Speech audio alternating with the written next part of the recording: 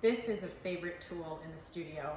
It's an Orbital sander, and I remember I went on a trip with Nick Wilton, and I asked everyone if I could use my Orbital sander on the trip, and everyone kind of gave me a dirty look, but I kind of snuck outside and started using it, and then the next day someone asked if they could borrow it, and then the next day a couple other people wanted to borrow it, a couple other people wanted to borrow it.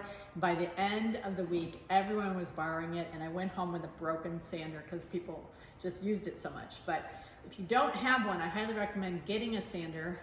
And if you're going big, you might even want to go big or go home and get something big like this. This is Bruno.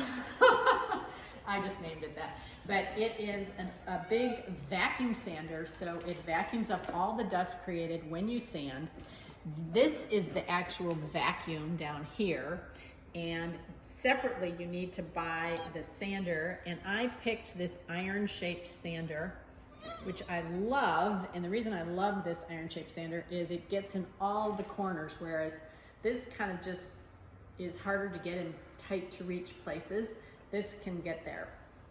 And it is so beyond powerful and sands just amazingly well. It is not cheap. It's like $900 for this equipment versus $50. So if you don't have a sander at all, get a sander. This would be great. And if you really want to get a sander on steroids, this is your guy, Bruno.